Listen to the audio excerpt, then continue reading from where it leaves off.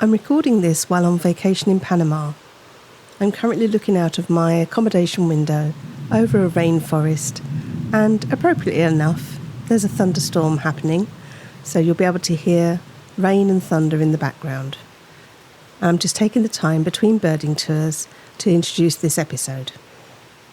We'll be staying at different locations in Panama, and this episode is about our first few days when we arrived, where we spent some time in Panama City and just did some casual birding during that few days. We hired a bird guide for the first full day we were here, and you'll be hearing both our experiences of that and from Edwin, our bird guide, later in the episode. But first, I want to remind you that the October Big Day is fast approaching, and if you'd like to be part of the Casual Birder podcast team, please do sign up at the link in the episode notes. The team is an international one, and we'll be birding each in our own location, but submitting our results to the Casual Birder team eBird list. And in that way, we build up a picture of what all of the team members see on that day. It's great fun, and there are a few team-only events that are planned for around the big day. I'd love you to be part of it, so please do sign up. And on that note, we're also raising funds for BirdLife International as part of the October Big Day. And if you're able to support us, either financially or by sharing the link, you'll find the link in the episode notes. And all donations are welcome, but I really appreciate any support you can help us with.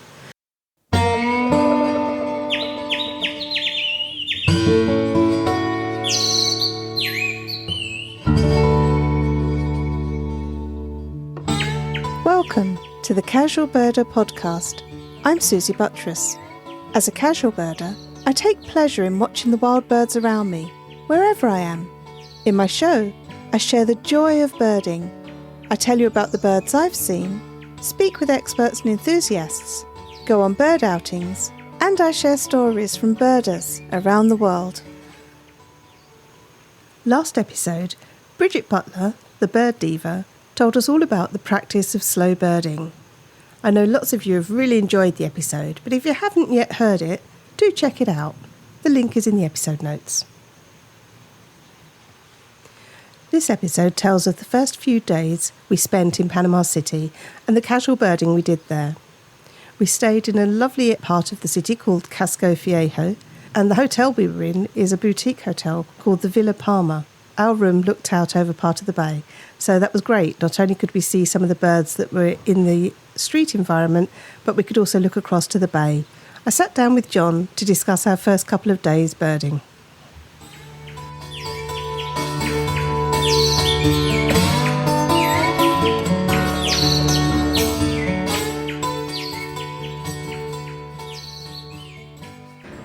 So we're just coming to the end of the first phase of our vacation in Panama.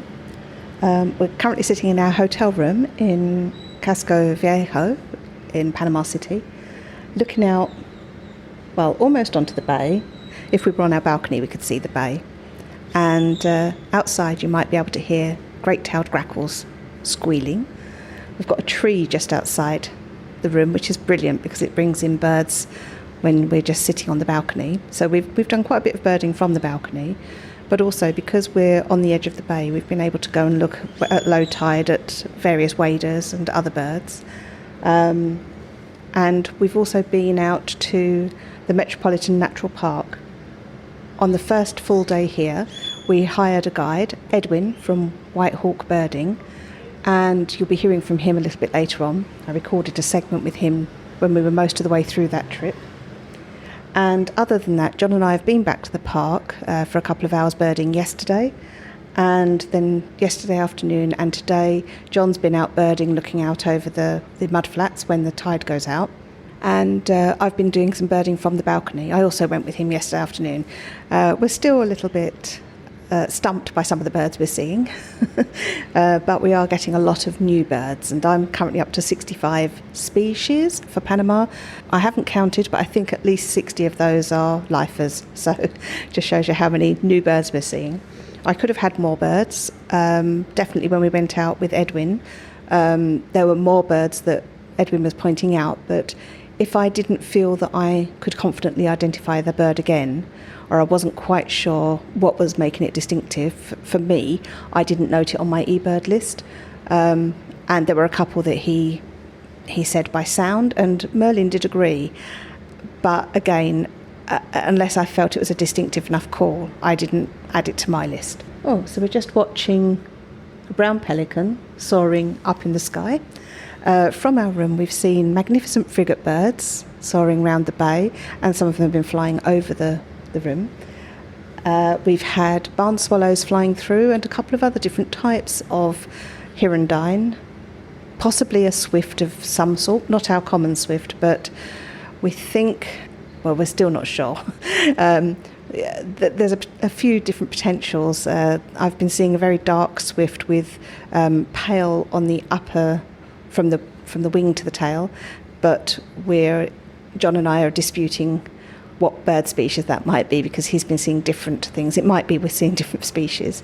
And on our walk yesterday afternoon, we saw a type of martin that came in and landed on a statue. And what was that? That was a grey-breasted martin. Grey-breasted martin, so another brand new species. So anyway, what I'm going to do now is talk to John about our birding that we've done over the last couple of days, both with and without Edwin. So first of all, John, what's your first impressions of Panama from a birding perspective? It's probably quite overwhelming from all perspectives, actually. So the number of birds that you see, the climate it's extremely warm and humid, so it's quite challenging at times just being outside. Very, very warm, and you break into a sweat very easily. But yeah, Edwin that was our first real experience of birding, because it was getting towards dark when we arrived a few days ago. So we went straight into that full day's birding with Edwin, and I think that was such a good idea to have done that, because otherwise I think it would have been extremely difficult with so many birds that were completely new to us. It would have been very, very hard. So it was really helpful for Edwin to be able to spot things and tell us what we were seeing. And also, even in the natural park, where I think Edwin said just in that natural park that about 400 different species have been seen. So you might think, well, it's very, very easy to see them, but we also found that wasn't the case. Quite often there would be maybe birds in treetops 100 metres away or more that we would have really struggled to identify, but Edwin was able to point them out, say what we were seeing, and also get his scope on them, which was, as I say, really, really helpful for our first birding experience in Panama. As John said, it's been extremely hot and humid. Like, thinking about the different habitats we've been to the natural park, then Edwin took us to the coast, which is something so originally when we booked Edwin, the company suggested some locations to take us, but because we are here for a few weeks and we have a birding tour already lined up, we didn't really want to duplicate anything, especially as it might have meant quite a long drive. We asked specifically, could we just go to the Metropolitan Park, because we knew that we would want to go back there again ourselves, and it was handy having someone to show us around the first time and to give us an idea of the sorts of birds we might see. And I also wanted to see some coastal birds, because while we're here at the coast, we thought this is an ideal chance, because later on we don't know that we're going to see any coastal birds, and so knowing that we're still learning waders seemed an ideal opportunity to have a guide with us to point them out. So we did very well on that first day. We did the natural park, which was like a tropical forest environment, and then we went to the tide was then out, so he took us to the coast and we looked over the sand flats to watch all the waders, and there was a huge variety there, which we'll come on to, and then he took us to a final little overlook where we saw a few more species, but that was just like a little 15-minute. To be honest, by that point I was so hot and humid and I just wanted to get back indoors, so I didn't probably work as hard as I should have done on that one, but we had spent quite a long time looking at the bigger bay with all the birds. Then yesterday we went back to the Metropolitan Park. We actually went back quite a bit later, because as we finished birding with Edwin, we came back to the hotel and it was so cool, and we had showers and we laid down on the bed just for an hour, intending to go out for dinner that night. And we slept through until about 6 o'clock the following morning. So we slept over 12 hours. I mean, waking up the odd time, just enough to just sort of blearily open our eyes and then go back to sleep again. It was terrible, so we just totally lost that portion of time. So we had planned to go back to the Metropolitan Park sort of fairly early yesterday morning, but because we ended up sleeping a long time, we ended up having a slow morning because we'd felt like it had been full on getting up very early to get the plane from England and then going out birding for the full day, on the first full day here.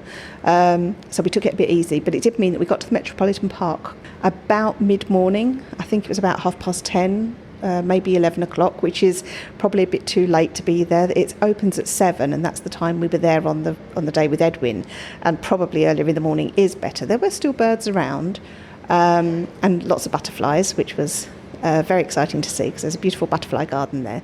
And actually we saw some birds that we hadn't seen with Edwin, so that worked out quite well, but our list was hugely reduced with it just being John and I. We saw a couple of birds that we had seen with Edwin, a few new ones, but nowhere near the number of species that we saw with Edwin. Probably part of that was due to the time of day, but I think a huge proportion of that was due to Edwin knowing his stuff and being able to point stuff out to us. And then yesterday afternoon we came back and had a wander along the walkway. It's like a promenade that leads around the headland in Casco Viejo, and that was quite good because the tide again was going out, and we were able to put to practice some of the birds that we'd seen the previous day with Edwin. John, thinking back to the Metropolitan Natural Park, what were your favourite birds that you saw there? What were the birds that made the biggest impression? The most memorable one, the one I was most excited to see, was the red-capped manakin. That was amazing to see. I've no idea how Edwin managed to see it, because by that point we were on a trail through the park, but the undergrowth was really very dense. So it was remarkable that Edwin managed to see the red-capped manakin and point it out to us, and we both had nice views of that. And that feels like the type of bird that is nothing like we see in Europe, so typical of this Central American area. So that was a real thrill to see that. The other type of bird that I guess would also come under that heading, it was the slaty-tailed trogon. Again, we've never seen anything like that before in the UK or Europe. And we had quite nice views of that by that little pond that had all the turtles in. Again, quite a special moment. One of the birds that we heard was a squirrel cuckoo, so that was quite exciting. It became even more exciting when we went back and we were birding ourselves and actually saw a squirrel cuckoo. So that was fantastic because with Edwin, he'd pointed out the call, we'd heard it, but hadn't actually seen it on that day. But yesterday when we went back, we saw it ourselves, which was very, very satisfying. One of the things that I hadn't quite realised about the squirrel cuckoo, so I had read about it before we came, and it's probably a bit of a magpie-sized bird with a long tail, but very often it's a bird that is just seen sort of flitting through trees, and people note the underside of the tail, which is black and white, which stands out quite a bit. But I hadn't really thought about the fact that it might be a sort of bird that would investigate the undergrowth. So actually we were incredibly lucky to see it. We saw it on a hillside. We were looking up at the hillside, and it was investigating all of the plants in the undergrowth. John had spotted it, and I was able to get my camera on it, so I was able to get a really nice little video of the squirrel cuckoo looking for its food. Back to the red-capped manakin, you'll hear Edwin mention that as well in our talk. But one thing that I did feel a little bit like, it was brilliant to see it, really, really fantastic, because it's just a sort of brightly coloured, interesting bird that you want to see. But because we saw it through a scope, it was almost like watching it on TV. I still didn't feel like I'd kind of like seen it myself. But obviously without the scope, we would not have had those good views. So, you have to kind of weigh up the different the different parts of that. Another bird that we saw with Edwin, which was a real thrill, and one that we didn't even know existed, so it wasn't like we were looking forward to seeing it, was a collared forest falcon. We heard it first, really sort of a mournful cry, quite a deep, well, normally when you hear falcons or hawks, they kind of have a very high-pitched call, but this was much lower-pitched and a bit mournful sounding. And amazingly, we saw it, which he said was quite unusual to get the chance to see those. So yeah, really, really thrilled to see a bird that we know is difficult to see. When we went back yesterday, we also saw howler monkeys, which we'd only heard the day before with Edwin, and we saw something else quite interesting in the tree, didn't we, John? The iguana, absolutely enormous iguana. It must have been 3 feet long, maybe? At least. Yeah, huge. I think we've still got to try and work out what it is. But yeah, it was slowly working its way down quite a thick branch, quite high up in the tree. You managed to get some pictures, I think. But yeah, it was a very, very impressive creature. I'd love to know what it was. Yeah, so I thought at first it was a monkey. I just saw some movement high up in a tree, and it was luckily across a field, so I was able to look at it sideways on rather than straight up at it. I was really shocked to see this iguana because we know they climb, but just wasn't expecting to see one there. And what was funny was I was videoing a little bit, and John said, "Oh, let's go over to it." And just as he said that, the iguana looked round at us. It was like it heard us. No, let's not. The other thing I learned yesterday, which I should probably have known, is not to stand under howler monkeys, or any monkey, I guess, that's up a tree.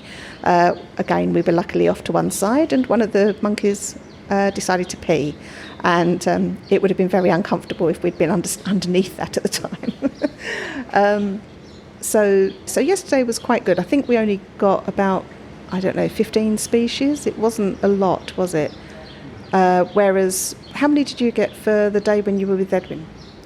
At the natural park, it was about 35, I think. Yeah, so Edwin said he'd seen about 40, so he got a few more than us. And I think my list was something like 25, because I was being quite hard on myself about what birds I added to my list. But that's okay, it was just my choice of which ones I wanted to add in terms of what I felt I could identify again. After the park, we went down to the bay. What were your thoughts on the bay? The bay was absolutely overwhelming. So that was at a place called Panama Viejo, not to be confused with Casco Viejo. So that's actually the original city of Panama. Yeah, that's right. Yeah, as soon as Edwin parked the car and we got out, there were waders of all types as far as the eye could see.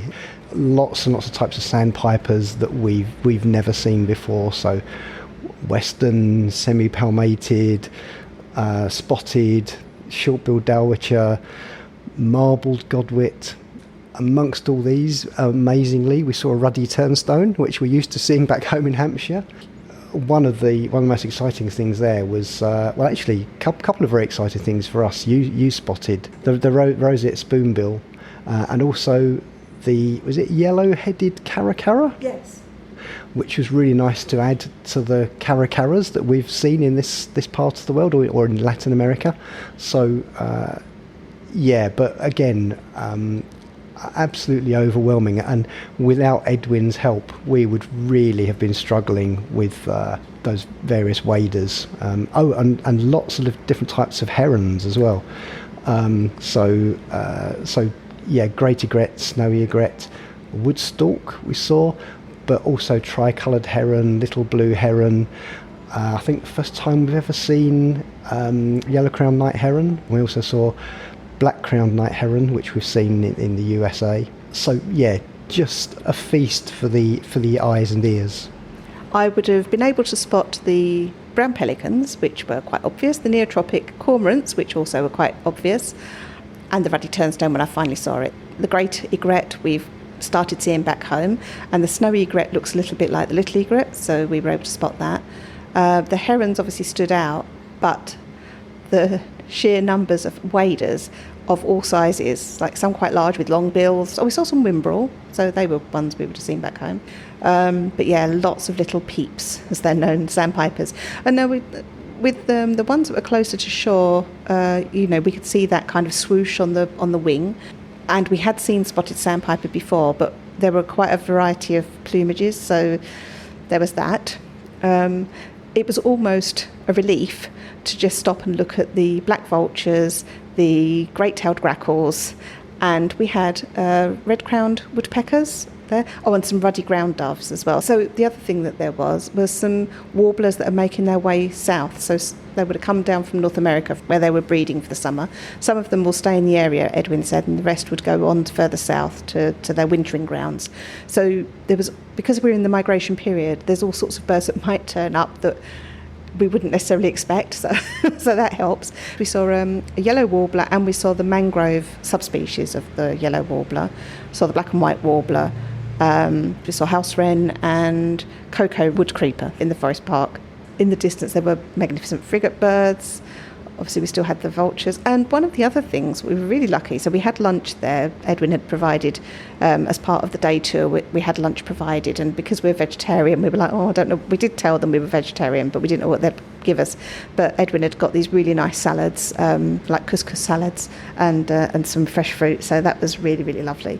But just after we finished eating, another birder who was there mentioned something to Edwin, and turned out there was a black hawk just close by that she'd seen really close up. So we went to investigate, and we saw it as well.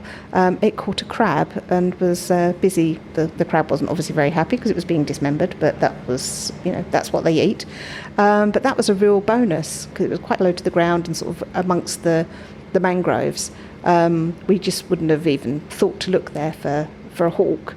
So that was our trip out with Edwin. Absolutely amazing. Got so many birds and really learned a lot from him. And what was really nice, and I think I mentioned this in the chat with Edwin, he listened to us. As soon as we got in the car with him, I straight away said, "Look, I'm just going to tell you the type of birders we are, because I didn't want to have any callback used for calling out birds, just because that's just a personal choice on my part. Luckily John goes along with it. I felt like I wanted to be quite a naturalistic birder. I just wanted to see what was going to be there. If we heard something, we saw it, fantastic. If Edwin, with his experience, could point out a bird, absolutely wonderful. What I didn't want to see was birds that he was calling out. I'm just not interested in that kind of birding. Yes, I know we're once in a lifetime here, but I don't want to feel like I'm drawing a bird out. It's just a personal thing. But anyway, so he did listen to that. I also told him that we're very much kind of, we like to be in one spot and see what birds are there. And we had a couple of occasions during the walk where, we'd come across a tree where there was loads of activity, and we would spend a long time in each of those spots looking for all the birds, which was fantastic because, another guide might have said, well, look, we need to hurry on because you'll see this, this and this and this. And yes, we said at the beginning, we knew that we would miss birds. There would be birds there that we would not see because of the style of birding that we like. We were open to learning from it, Edwin, but I just did not want, especially with the heat, I didn't want to have a rush round, oh look, here's a such and such, here's a such and such. It's just not my style. I don't feel I've had the quality of sighting if it's just naming birds. And Edwin heard us, listened to what we had to say, and maybe with another birding person, he would listen to them, and if they had different requirements, he would tailor the birding to that. But he absolutely tailored the birding to the style of birding that we wanted. So that was really, really appreciated. We've just had to shut the door. We were hoping to hear birdsong outside, and there have been some grackles calling, but across the way the hotel started playing music, and which is lovely. Sounds very, very Salsa-like, but I can't have music on the podcast because of copyright reasons, so we've shut the door now. One of the things that's been really nice is sitting on the balcony looking out just at this tree and looking out at the bay. And one of the nice things is we keep getting a tropical kingbird just sitting on the roof opposite, and I think this is definitely his home in this street. So it just sits there for ages, and then when it feels hungry it goes out hunting for bugs and things. Do you know how many birds you've seen? I don't know exactly. From our balcony, it's probably about 15 different species, and the ones we see most regularly are the magnificent frigate birds, the American black vultures, the great-tailed grackles, which we see and hear all the time. As you mentioned, the tropical kingbird that has a favourite perch on a balcony just opposite our room, which is lovely. We have barn swallows flying over. Possibly two other types of swift or swallow or martin, but we still haven't agreed on that. John saw some woodpeckers just a little while ago. Yes, I'm trying to remind myself what type. Is it red-crowned woodpecker? Yeah, we've seen those a couple of times from the balcony. We've also seen, was it common toady flycatcher? This morning, yeah. I saw that for the first time with Edwin at that bay. Oh, and I also saw, both at the park and at the bay, I saw a blue-grey tanager, but I haven't seen one since. But John said this morning there was one right outside in the tree. Oh yes, yeah, I saw a couple of blue-grey tanagers fly in. They came in very quickly and disappeared at the back of the bush, but looked very definitely sort of pale blue and grey, so no mistaking them. Well, one of the other things we've seen an awful lot from the balcony is the ruddy ground dove, which are really attractive little doves and absolutely tiny. Really nice to see. They're so small that they always catch me out when they fly in, because we're used to seeing things like collared doves or wood pigeons back home. Yeah, the ruddy ground doves must be, I would say, less than half the size of a collared dove. Yeah, they feel like they're a bit quail-like in the size, and often when you see them flying, you think it's a small blackbird or something of that, a bit bigger than a sparrow but a bit smaller than a blackbird, that kind of size, and you're not expecting a dove at all. And of course, because we've got a view of the bay, we've seen tricoloured heron, but just balcony birding has been brilliant. Can I mention another type of casual birding that was amazing? So just on the edge of Casco Viejo, there's a fish market, and we've driven past that fish market a few times, and always when we go past, there's a huge number of American black vultures and several grey egrets just perched on the roof of the fish market, obviously waiting for scraps. And like I say, it's the most casual of birding, and such a remarkable sight for us. Never seen anything like that. Just looking up out the window now, I can see a magnificent frigate bird flying over, as you do. And we finally saw some house sparrows.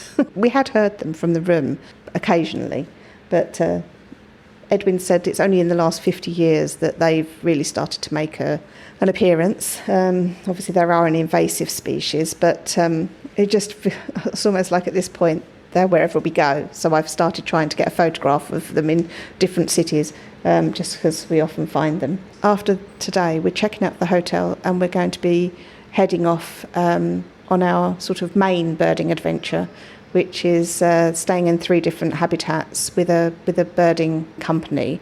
I'll tell you more about that as we go through it. But really, I just wanted to share this first couple of days in Panama City, being overwhelmed, but having, thankfully, a wonderful guide to help us along the way on that first day, which has really set us up especially for the waders that we're now seeing. So yes, thanks very much to Edwin, and I'll share the interview that I did with him while we were on our first full day here in Panama.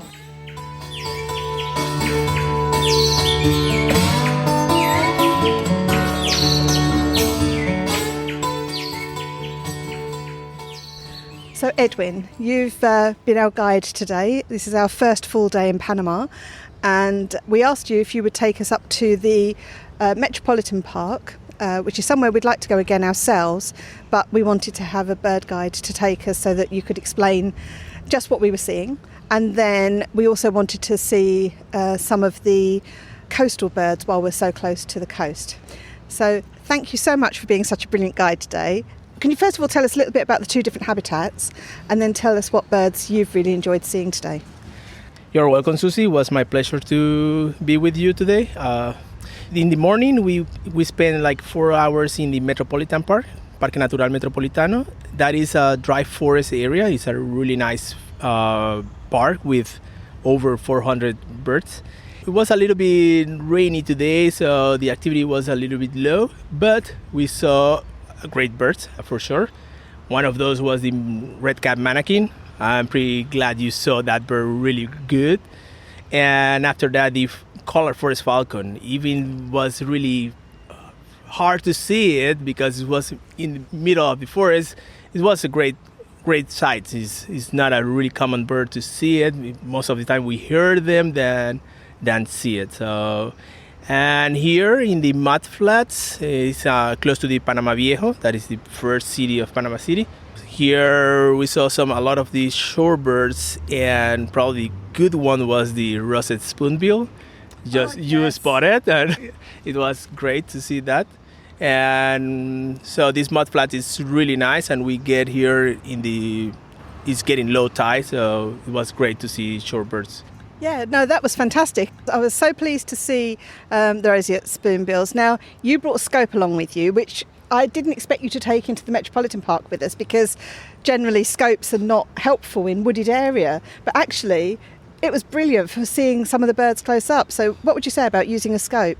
I prefer to use the scope. Yes, in the forest it's quite difficult to use it, but it's good to point it out the birds, like to show the people the birds. Sometimes it's hard, even with the pointer, to let them know where is the bird. So a quickly way to do it is using the scope to be sure all the people can see the birds. Yeah, and that was brilliant because it really helped show those, is it red-crowned manakin? Red-cap manakin. Red-cap manakin. It really helped show those. And those are those wonderful birds that you've probably seen on documentaries that do the kind of moonwalking as part of their breeding display. The males will sort of dance along a branch and try to attract a female. We didn't see any dancing, but we did see some hopping along a branch, and absolutely could spot that.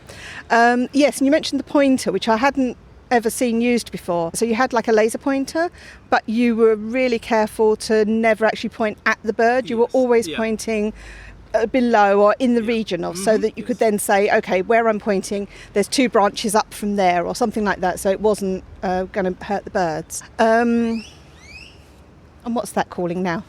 That was the grackles, great-tailed grackles. Yes, they are pretty common here in Panama City.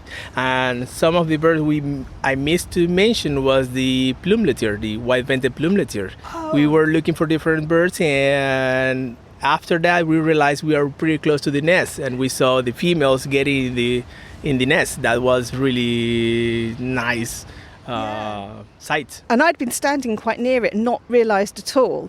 And we'd seen it fly around a few times, and then we were just getting our binoculars on it, and it flew into the tree, and we suddenly realised it had landed on a nest. Well, as soon as we saw that, we stepped back and obviously moved away. But as Edwin pointed out, it was actually probably about 3 or 4 feet from the path, and the path is like really well used. So I mean, although I'd felt bad that I unknowingly had been standing near it, and the bird hadn't been buzzing us or anything, it just flew back in, and we were just tracking it with the binoculars, and that's when we saw it land. But yeah, it was obviously sheltered enough from the leaves that it didn't worry about the fact that it's got joggers and people walking past all the time. And it was a really intricate little nest, so I did take some photographs from a distance with my long lens, because it was such a pretty nest with all like the bits of leaf or lichen or whatever it had that was sort of making the nest. So it was really a special sight to see that. We've seen a few different hummingbirds today. What was the one that had the long tail streamers? Yeah, the long one was a hermit, long-billed hermit. And we also saw snowy belly hummingbird and rufous tail hummingbird. Yeah, so we've already seen quite a few hummingbirds. It's just our first day. John and I have got so many lifers, we'll have to sort of count up properly. And I know that we missed quite a lot because you mentioned birds, and either it was a fleeting glimpse, but because I didn't feel that I'd seen the thing that identified it, I didn't feel right putting it down. But you got around 40-odd species, didn't you, when you were walking around? Yeah, I report as like 40 species in the Metropolitan Park, yes. Yeah. What was the other thing? Oh, there was a type of, was it a tanager? You get red-crowned? The ant tanager, yes. Yeah. Red-crowned ant tanager, yes. We got a male. We saw a really good male close to the trail, yes. You said that was not one that you see that regularly. You usually see the other type, the red-throated, was it? Yes, there are 2 ant tanagers in that park, and the common one is the red-throated ant tanagers. And we had a lucky to see the other one that is not really common there, the red-crowned ant tanager. But unfortunately, I missed the Dacnys that was there. So that's a bluebird that I want to see because obviously I'm really into bluebirds. But we did see the blue-grey tanager. That's really pretty. And we've seen it here as well, where we are at the bay here. There was one in the tree. Oh, and we got a really nice sighting of that red-crested woodpecker. The crimson-crested woodpecker. Yes, we saw a beautiful male, and we had a great view. Yeah, for a long time. Yeah. I should have remembered the name because it absolutely describes what the bird looks like. You know, that really vivid red glowing crest, and quite a sizable bird. Well, we also saw there as well the red-crowned woodpecker. Yeah. And we've seen both here. We've seen male and female here at this little site, and it's only just a little parking bay with a little bit of scrubland, well, not even scrubland, a little bit of mud with a few trees on just before the bay, and yet there's been quite a lot of birds, woodland birds here, but then looking out onto the mud flats, it was just like alive with so many different species there. So we've done really, really well today, and I'm looking forward to sort of seeing how many species we've got. But I'd just like to say thank you so much for all your help, because at the beginning of the day we did say, look, we're the sort of people that we like, because I just remembered that wonderful tree that we stood near, looking at a tree that was just at the edge of the valley. And it was just like, wherever we looked, there was another bird. We stood there for probably about 20 minutes, looking at, every time we saw movement, we would look for the bird. But that was just perfect for us, because we like to sort of, well, especially me, I like to be in one spot and see what's around. So we had a good variety of going on the trail and walking through and seeing what we found, but also then taking time to stop in places and just see what we could see. So really appreciate that. So thank you very much for that. I'm pretty glad you enjoy your day. It was my pleasure to be with you, and enjoy your time in Panama. And once again, thank you very much, Edwin, and thanks also to White Hawk Birding for providing you at such short notice, because it was only about 4 or 5 days ago that we decided we wanted to get a personal guide. So really appreciate you being available, and thank you for being such a wonderful guide today. You're welcome.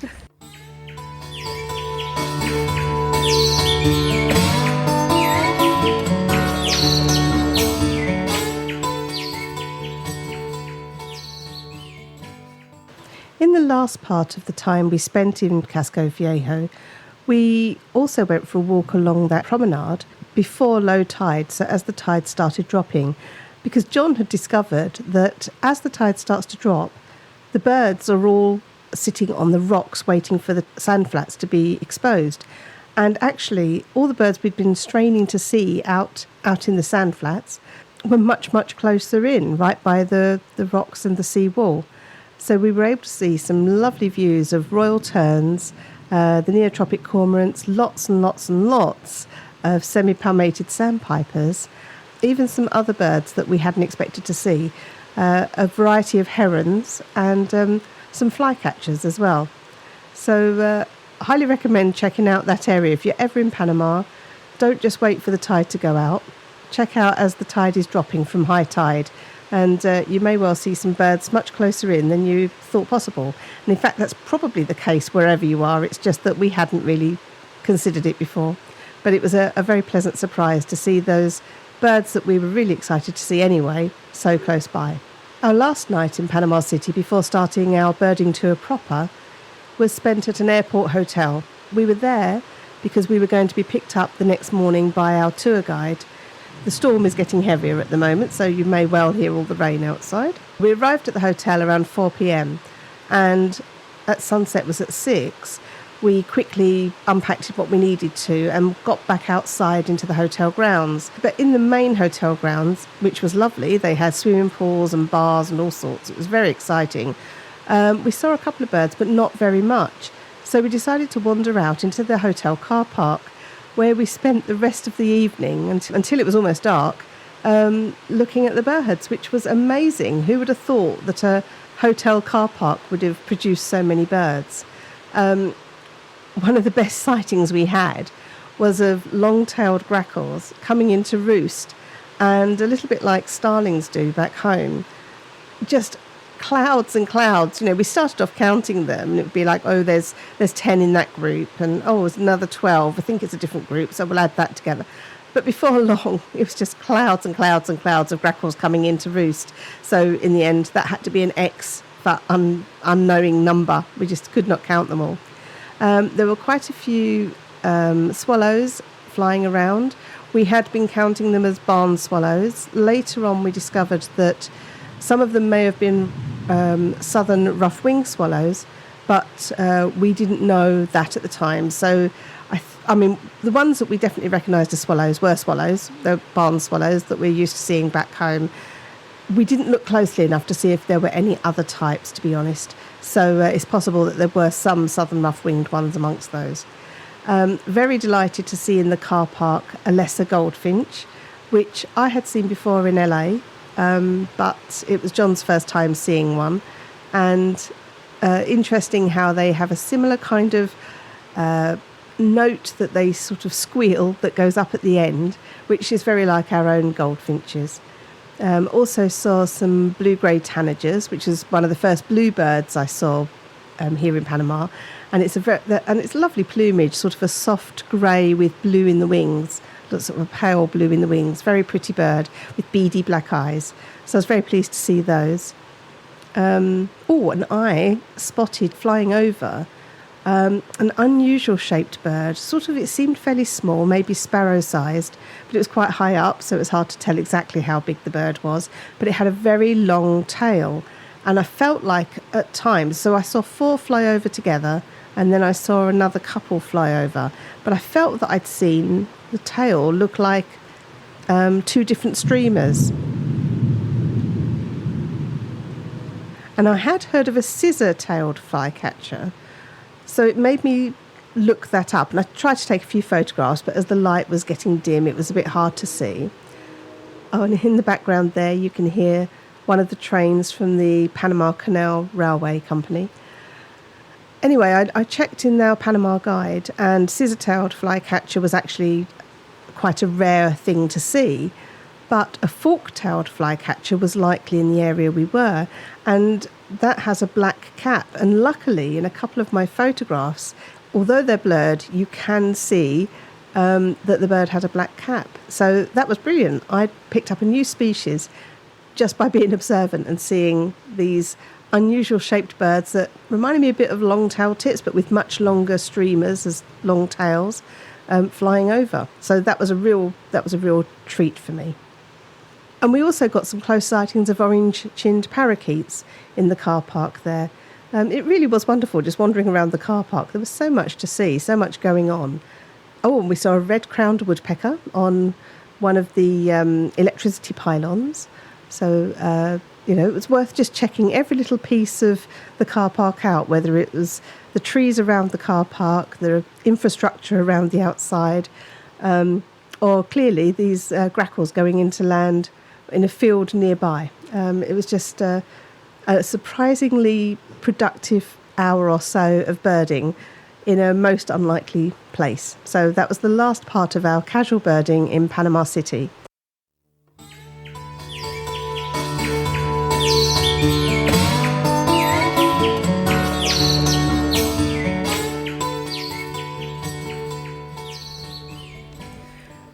Whenever I'm out birding and I stop and chat with people, I like to give them a shout out on the show. Yesterday, when we were out at the Metropolitan Nature Park in Panama City, we met Sarah, Liz and Lauren from New York City. We were standing near the butterfly garden and we were telling them about birds we'd seen and who to join up with if they were wanting to go birding in New York. I don't think they're birders yet, but hopefully we can persuade them. And we also met Katrin and Marcus from Germany and chatted to them for a little while. They were just about to start their main part of their vacation in Panama. They were going to be going exciting places and going scuba diving and swimming with whales, hopefully. So hopefully they'll contact me afterwards and let me know how they got on. It sounded very exciting. And I know John's eyes were lighting up at the thoughts of going scuba diving with whales. A few additional shout-outs to mention. We arrived at the Canopy Tower 2 days ago, and yesterday morning, a young French couple, Théo and Lucille, joined us for a morning's birding, and it was really wonderful to meet them. They were such a lovely couple. They were here in Panama on their honeymoon. So once again, Théo and Lucille, many, many congratulations on your marriage, and we wish you a very happy future together. And thank you so much for being such wonderful companions for our breakfast birding adventure, in which we saw our first sloth and a beautiful, beautiful blue hummingbird called a violet-bellied hummingbird. And we had a lovely finish to the walk, walking all the way down from the Canopy Tower down a road called Semaphore Hill Road. Lots and lots of birds. And then at the end of the walk, it was all crowned off by seeing not only a slaty-tailed trogon, but a black-tailed trogon as well, which are both very similar, and you don't often see them together apparently, but it was really nice to see males of both species fairly close together so that we could identify them clearly. And another shout out I'd like to give is to Crystal, who works at the Metropolitan Nature Park in Panama City. We chatted with Crystal for quite some time, and she gave us lots of information about the park and about current climate conditions in Panama and some of the difficulties they've been experiencing here.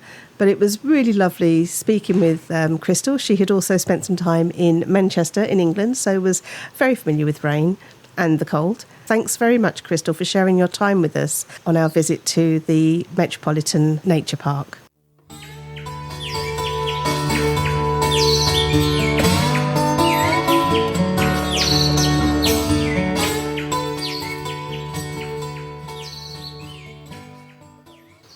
Please do stay in touch and let me know about the birds you've seen. You can leave me a voice message or send me an email by visiting the contact page on my website, casualbirder.com. If you'd like to support the show, you can donate to the show's tip jar. All of the links are in the episode notes, and it's just very easy. Click on the link and it'll take you exactly where you need to be. I do hope you'll consider joining our bird club. It's a virtual club and it meets once a month, and we have members from all over the world. It's really nice just to get together and hear from each other what birds we've been seeing, what birding we're planning to do, and we also have special guests. So do consider being part of that. Right, the rainstorm seems to have passed over. We're almost about to go out birding again, so I'll leave you now, and I look forward to joining you again for another episode. My thanks to Randy Braun for designing the artwork for the show. The theme music is Short Sleeve Shirt by the Drones. Thanks to them for letting me use it. Check out their website at dronesmusic.net. Thank you all for listening, and I hope you'll join me again for another episode of the Casual Birder podcast.